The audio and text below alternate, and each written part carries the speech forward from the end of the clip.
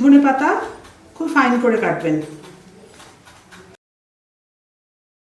তারপরে ছোট ছোট ছোট ছোট করে, তাহলে মুখে বেশি ঝালটা লাগবে না একসাথে।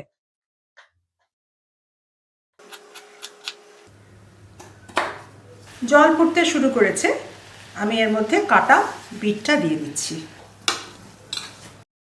ফুটছে বিট, তার মধ্যে আমি একটু নুন দিয়ে দিলাম।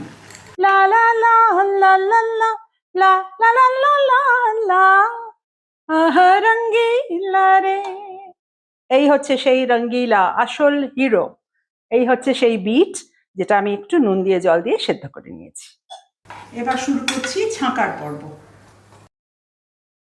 একটু চামচ দিয়ে চালিয়ে নিলাম যাতে জল না থাকে এর মধ্যে। আর ইনি হচ্ছেন হিরোইন, ইনি হচ্ছেন হিরো, আগেই বলেছি। এই হিরোইনকে মিলিয়ে দিলাম এর সাথে।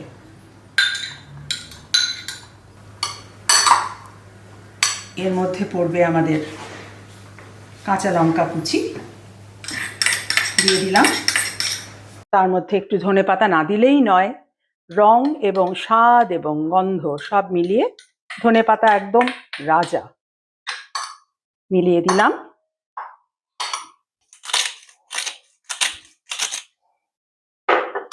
সি সল্ট একটু মিলিয়ে দিলাম, আবার একটু পরে সামান্য আর একটু দিয়ে দেবো পোমোগ্রানেট সিরাপ। এটা আমি এর মধ্যে দিয়ে দিলাম। গন্ধও হবে, স্বাদও হবে। 2 টিস্পুন পোমোগ্রানেট সিরাপ দিলাম এর মধ্যে।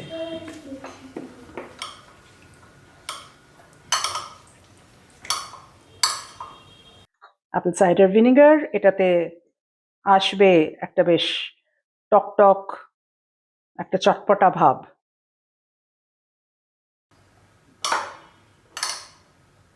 এক্সট্রা ভার্জিন অলিভ অয়েল,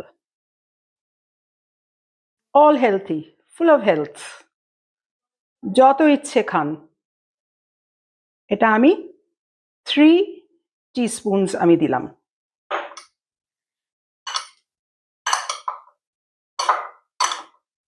বলে মধুরেণ সমাপয়েত, আমি এখানে লবণেন সমাপয়েত করছি, এটারও দরকার। তৈরি হয়ে গেল আমার বাহার এ রঙ্গিলা স্যালাড।